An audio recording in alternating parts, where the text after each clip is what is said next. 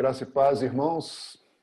Uma alegria estarmos juntos. Estamos começando mais uma aula da nossa Escola Bíblica de Capacitação. Hoje é dia 6 de setembro de 2020. E os irmãos já estão chegando aqui na sala para nós orarmos juntos e prosseguirmos em conhecer profundamente e aplicar a palavra do nosso Deus em nossas vidas. Oremos juntos, então? Oremos, Senhor. Ó Deus, a Ti toda a honra, toda a glória, todo o louvor, a nossa adoração. Nós queremos meditar nos Teus preceitos, nós queremos caminhar nas Tuas veredas, nós queremos estar na Tua presença, estarmos também em comunhão. Reconhecemos que é um momento de prudência, de cautela, mas também, Senhor, nos encoraja a estarmos juntos e a usarmos diferentes estratégias, diferentes caminhos, porque Tu és um Deus maravilhoso, Tu és um Deus criador e criativo, Senhor. Nos dê essa sabedoria, essa criatividade, mas que a Tua palavra não deixe de ser estudada, pregada, divulgada, anunciada por cada um de nós. Esta aula, Senhor, nós dedicamos a Ti e pedimos que o Teu Santo Espírito conduza este estudo, que seja para a honra e glória do Teu nome e para a edificação do corpo de Cristo nessa terra, em nome de Jesus. Amém. Muito bem. Livro de Atos, hein? Livro de Atos. Quem não esteve nas outras aulas vai ficar agora com saudade, né, de nós estudarmos os livros de Atos presencialmente, mas com a chance de estudarmos de uma forma virtual, né? Então, eu vou preparar aqui o compartilhamento de tela para vocês e nós já vamos começar. Aqui está. Preparar a tela para mim e preparar a tela também para vocês. Eu fico aqui com 2 monitores para acompanhar se vocês estão com aquela carinha boa de que está gostando da aula, sabe? Aí sim. Muito bem. Agora deve aparecer para vocês. Que tal? Apareceu? Perfeito. Sim, está aí, nosso slide, né? A nossa Escola Bíblica de Capacitação, agora com aulas remotas, estudando o livro de Atos. Bem aí no cantinho do vídeo tem um QR Code, que você pode aproximar o seu celular e, a partir dele, ter acesso direto ao canal do YouTube, no qual estas aulas estão sendo armazenadas. Também você pode acessar pelo aplicativo da PIBJF. Outro canal e outra playlist que temos é de estudos bíblicos. O QR Code está aí ao lado, né? Você pode acessar também. Não são estudos da aula regular da Escola Bíblica, são estudos de assuntos diversos, de teologia, de aprofundamento na palavra de Deus, também aí à sua disposição. Bem, Atos, estão com um slide aí, passando direitinho para vocês, livro de Atos? Vocês se recordam, irmão Rômulo, irmão Glaucio, qual é o tema da nossa classe? Quem está com o microfone aberto aí, qual é o tema? O Espírito Santo e a expansão da igreja. O Espírito Santo e a expansão da igreja. Você vai convidar alguém para essa aula no próximo domingo e vai dizer assim, olha, você sabe o que eu estou estudando lá na Escola Bíblica, domingo de manhã, online, pelo Zoom? Eu estou estudando o Espírito Santo e a expansão da igreja. Esse é o tema do nosso estudo. E a nossa divisa, vamos falar juntos? Mas recebereis poder ao descer sobre vós o Espírito Santo, e serão minhas testemunhas, tanto em Jerusalém, como em toda a Judéia e Samaria, e até os confins da terra.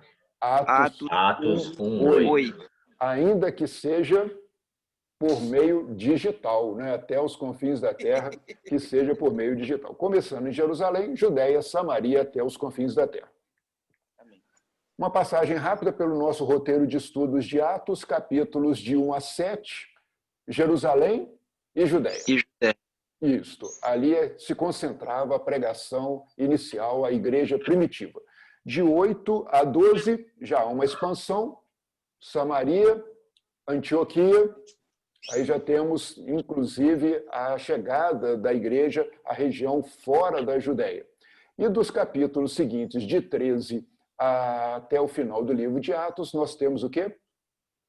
As viagens missionárias. As viagens missionárias até os confins da terra. Então, aí está o nosso roteiro de estudos. Já estamos na terceira parte, no capítulo 17, em que o Evangelho, as boas novas da salvação, estão levadas até os confins da terra. Pois bem, então vamos lá. Lembrando, né, nossa primeira viagem missionária, recordam de todo esse trajeto, né? Já fizemos ele juntos com Paulo, de ida, de volta, região da Galácia, principalmente, foi foco da primeira viagem missionária, tanto na ida quanto na volta.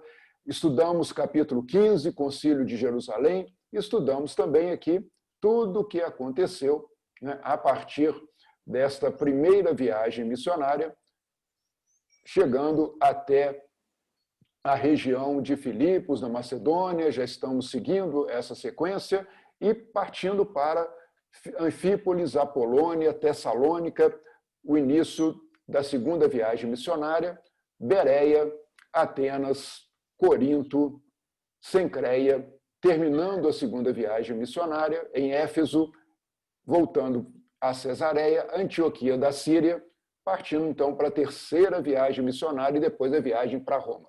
Então, esta foi uma sequência muito importante, nós estudamos tudo isso com riqueza de detalhes. Na última aula, nós vimos, no capítulo 17, o início da viagem, passando por Filipos, Apolônia, chegando até Tessalônica, onde havia uma sinagoga judaica. Reforçamos a importância desta cidade e das cidades capitais que Paulo havia passado. A cidade de Tessalônica, qual foi a sua história, também aí um convite para quem tiver a oportunidade de conhecê-la.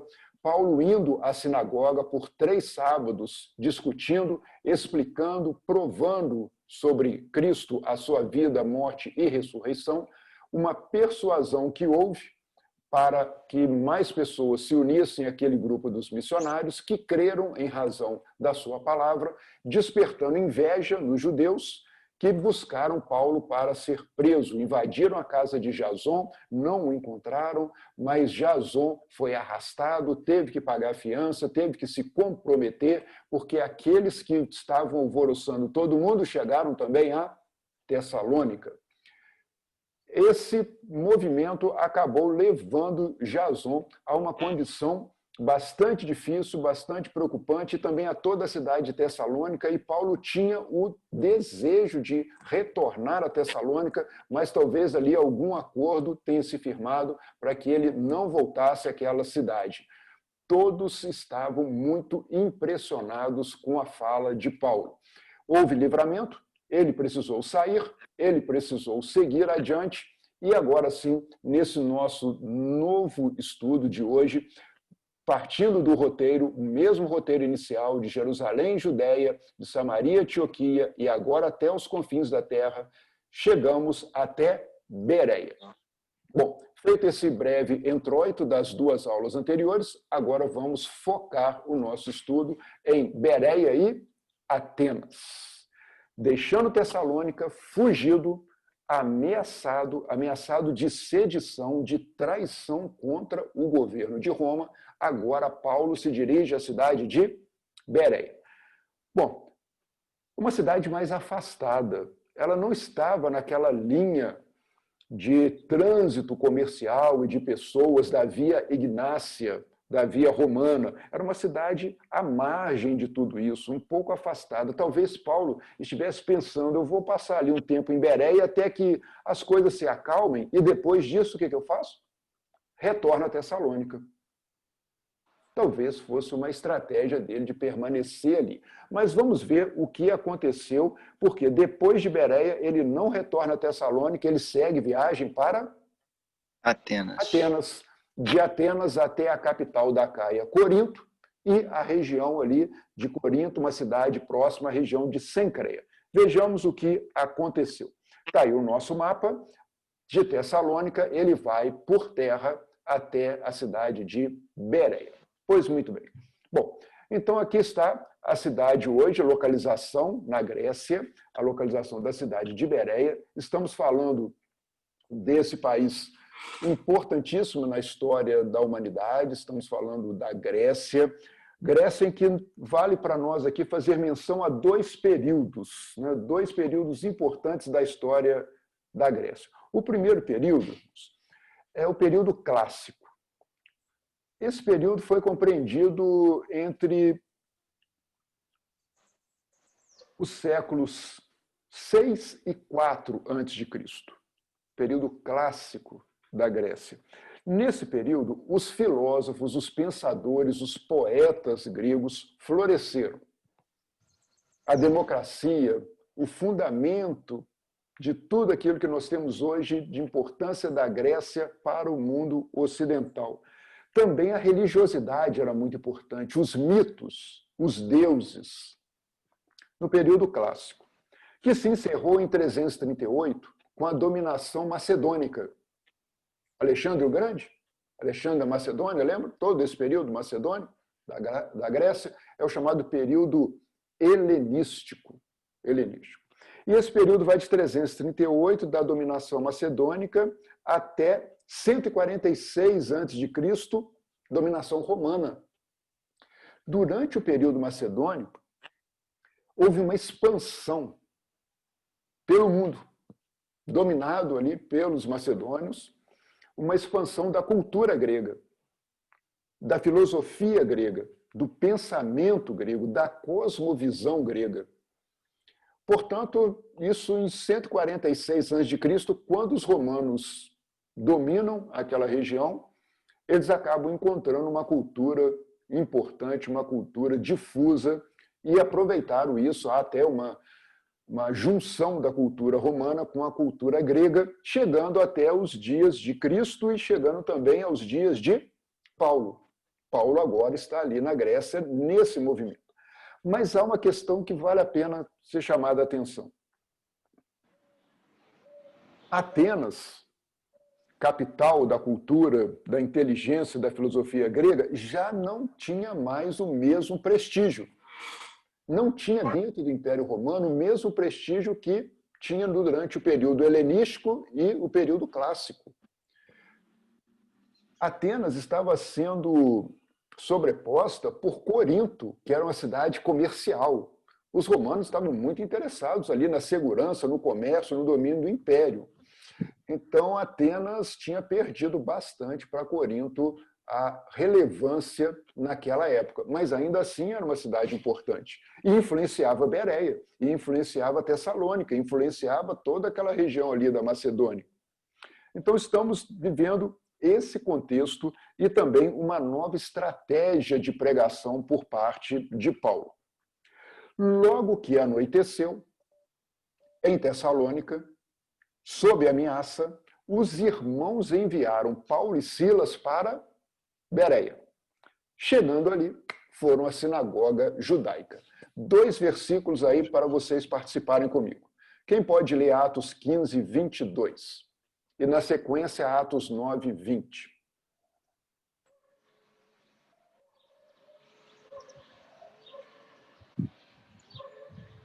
Quem está preparadinho aí? Então os apóstolos e os presbíteros, com o apoio de toda a igreja, resolveram escolher entre eles alguns homens e mandá-los para Antioquia, com Paulo e Barnabé. Os escolhidos foram Judas, chamado Barsabás, e Silas. Esses 2 homens eram muito respeitados pelos membros da igreja. Silas, um homem escolhido, muito respeitado pela igreja, acompanhando Paulo na segunda viagem missionária. Atos 9, 20, confirmando isso.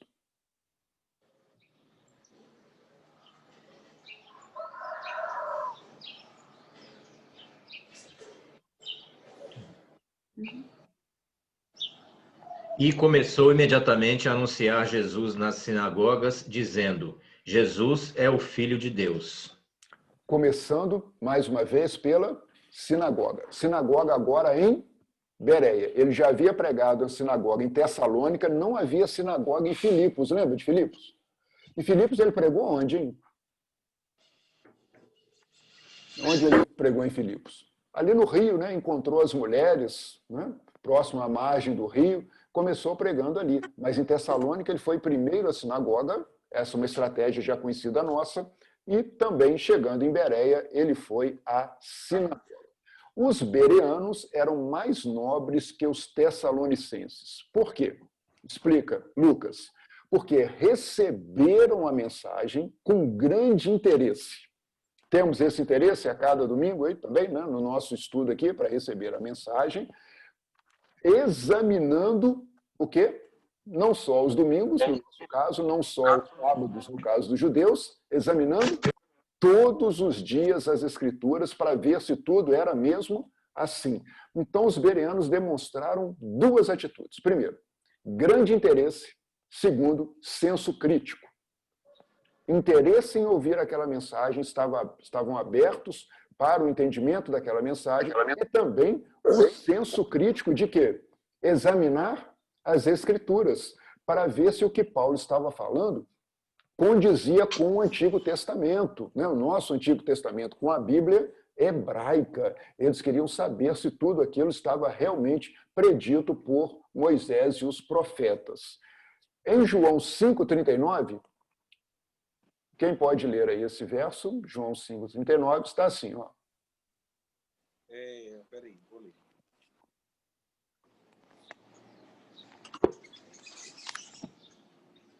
Os irmãos já sabem que esses versículos aí embaixo está preparado. Não, né? para mim já tinham lido. Aí eu não li, não. Vou ler agora. É o próximo, isso. 5,39. Já achei aqui. Diga. Ai, Senhor. Glória a Deus, tá? Amém. 5,39. Vamos lá. Diz assim: examinai-vos as Escrituras, porque julgais ter nela a vida eterna, e são elas mesmas que testifiquem de mim.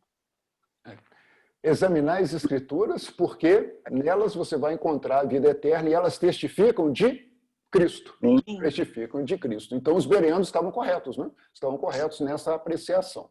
Deuteronômio 29, 29.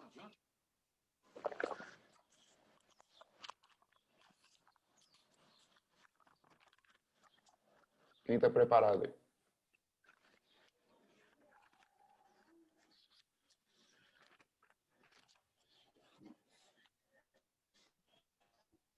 As coisas encobertas pertencem ao Senhor nosso Deus, porém as reveladas nos pertencem a nós e a nossos filhos para sempre, para que cumpramos todas as palavras da lei. Então, as coisas encobertas pertencem a Deus, mas essas coisas haviam sido reveladas nas Escrituras e agora os bereanos estavam tendo a oportunidade de reconhecer tudo isso, examinando todos os dias. Vocês notaram aqui uma diferença? Né? Não apenas aos sábados, né? Mas também todos os dias. Isso tem um reflexo logo adiante. E creram muitos dentre os judeus, bem como dentre os gregos, um bom número de mulheres de elevada posição e não poucos homens. As mulheres, mais uma vez, fazendo desempenhando um papel importantíssimo no ministério aí de Paulo. E também conversão de gregos, tementes a Deus, que se converteram ouvindo a palavra do Senhor. Os versículos vão ficar Atos 2:41 e João 4:41, para leitura posterior dos irmãos como dever de casa, hein, da nossa aula. Bom, agora, esta imagem tão bonita para você compartilhar, para você também distribuir aí para os seus irmãos, amigos. Ali, muitos creram em Jesus. Eu te pergunto, é possível na nossa aula remota aqui, no Zoom, muitos crerem em Jesus? É possível aqui muitos crerem em Jesus, não ali, né, mas também aqui? Então, mais uma vez, eu lhe peço, irmão, minha irmã, convide, né? Convide para as nossas aulas, participe, porque aqui muitos podem crer em Jesus também. E divulguem o vídeo na sequência. Quando os judeus de Tessalônica ficaram sabendo que Paulo estava pregando a palavra de Deus em Bereia, o que eles fizeram? Deram glórias a Deus? Não. Se dirigiram também para lá, agitando e alvoroçando as multidões. Vejam só, não satisfeitos com a perseguição que havia acontecido em Tessalônica, agora os judeus de Tessalônica se dirigem a Bereia, buscando Paulo, alvoroçando, agitando as multidões. Mas já é um alvoroço diferente, não é? Não é aquele mesmo alvoroço da pregação do Senhor, não. Agora já é um alvoroço contrário à pregação da palavra de Deus. Dirigiram-se para Bereia. Paulo já havia sido perseguido lá em Tessalônica e agora ele acaba de receber judeus que o estão perseguindo também em Bereia. Durante a semana, você vai ler Atos 14:7 e Atos 17:6 para complemento desse estudo.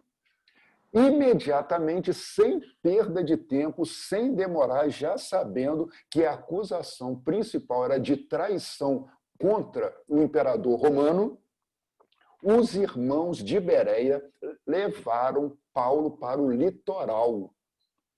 Saíram da região de Bereia, foram em direção ao litoral, mas Silas e Timóteo permaneceram em Bereia. O foco principal de perseguição dos tessalonicenses era Paulo, não era tanto Silas e Timóteo. Claro, eles estavam correndo algum risco, mas principalmente o ponto focal da perseguição era o apóstolo Paulo. Então os irmãos entraram em acordo, acharam prudente tirá-lo também de Bereia. Ele já teve que sair correndo de Tessalônica. Aliás, irmãos, esta segunda viagem missionária, cheia de turbulências, não? Antes da viagem começar, já teve toda aquela disputa lá em Jerusalém, o Concílio de Jerusalém.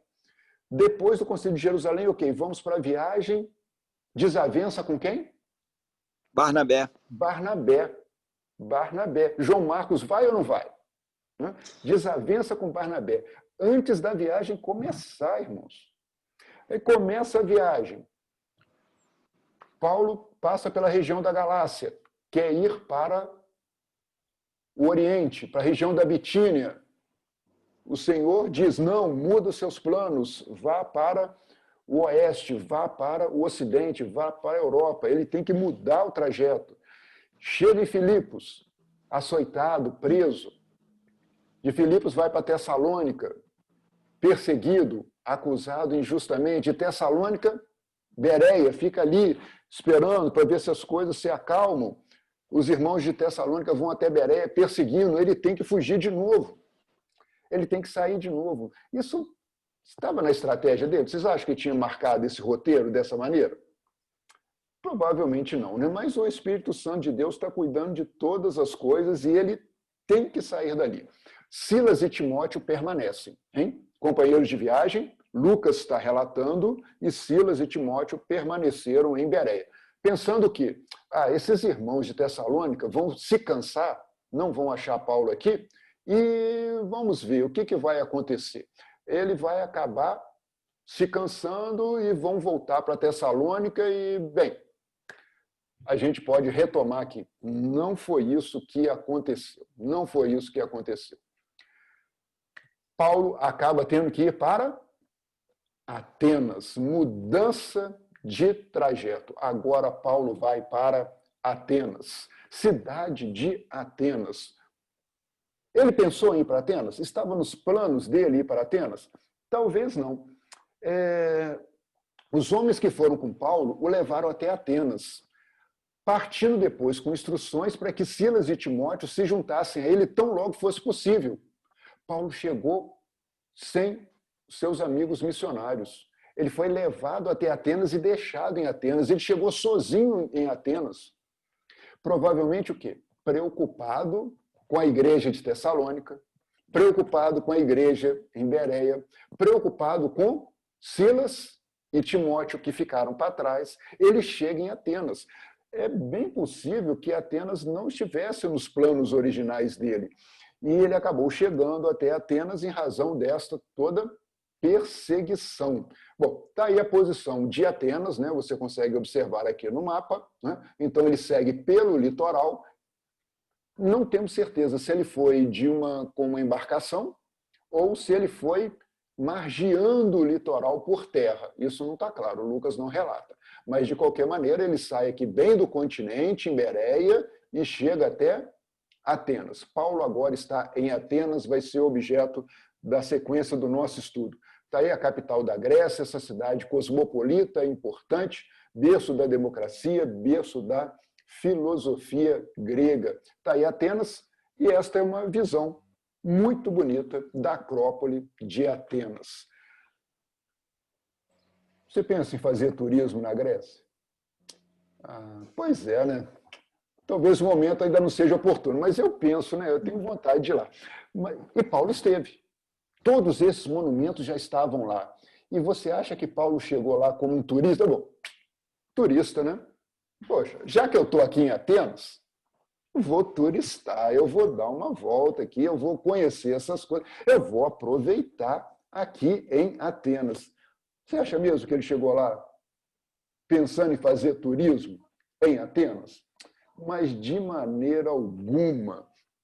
Enquanto esperava pelos seus amigos missionários em Atenas, Paulo ficou profundamente indignado ao ver a idolatria naquela cidade. Não ver as obras arquitetônicas e visitar tudo aquilo. Não, ele ficou profundamente indignado ao ver que a cidade estava cheia de ídolos. Idolatria. Isso machucou o coração de Paulo.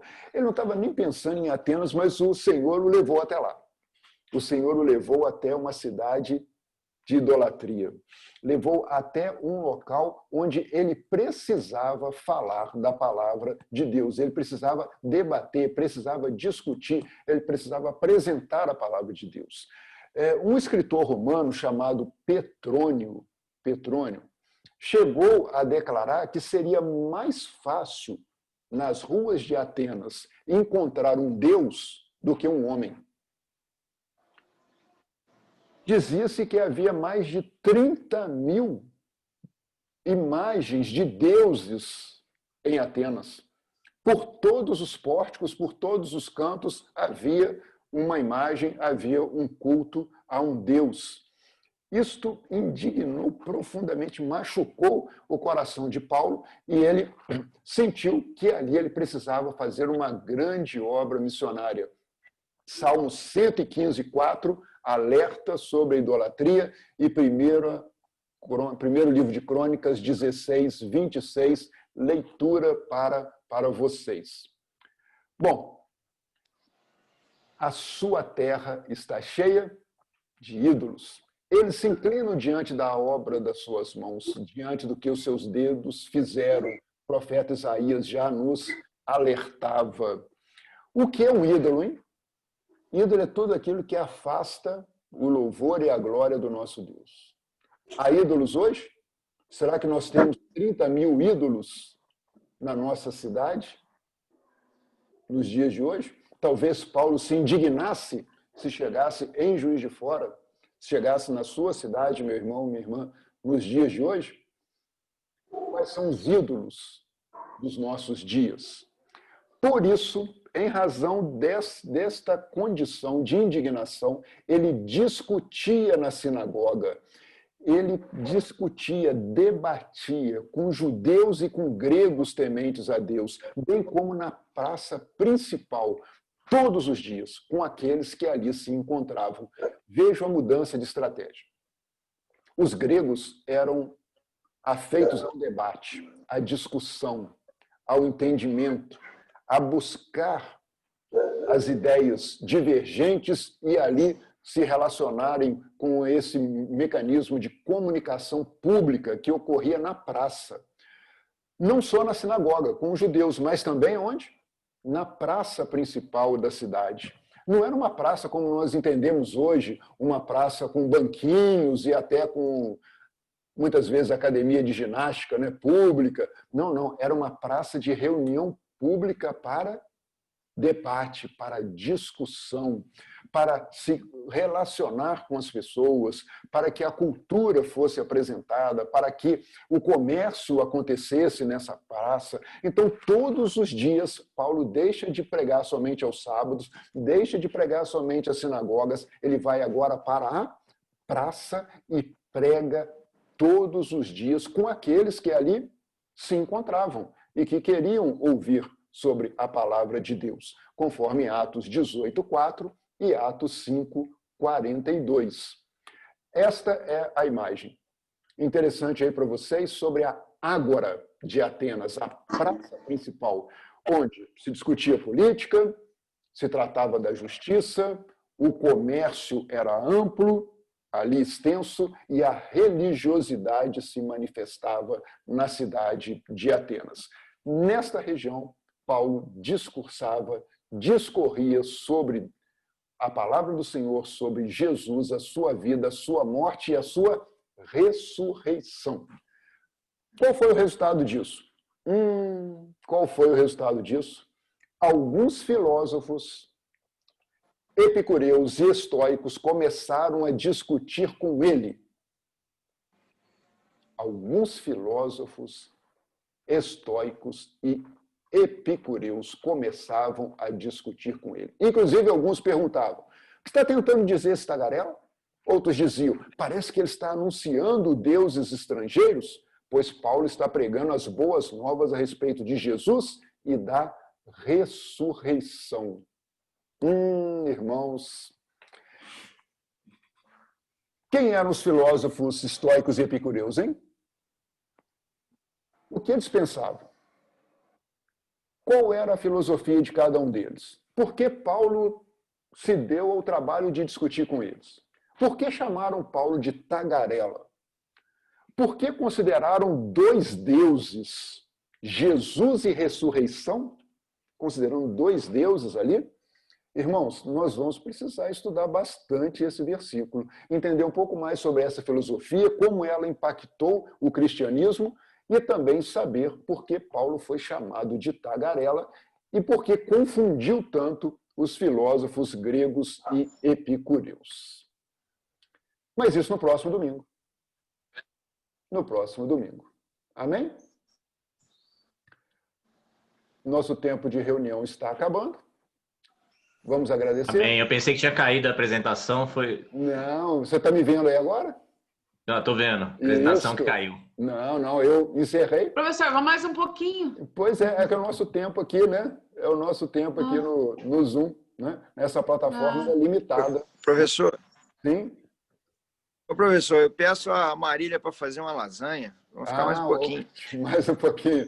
Nós podemos considerar uma outra plataforma que tem um tempo, né, maior para a gente permanecer, né? Que aqui nós estamos limitados. Mas, irmãos, agradeço a vocês e que o Senhor nos abençoe, nos guarde nessa semana e que possamos nos reunir mais uma vez no próximo domingo para a honra e glória do teu santo nome. Muito obrigado. Amém. Amém. Cuide-se bem, Senhor Jesus, esteja no lar de cada um de vocês, aqueça e encoraje os seus corações.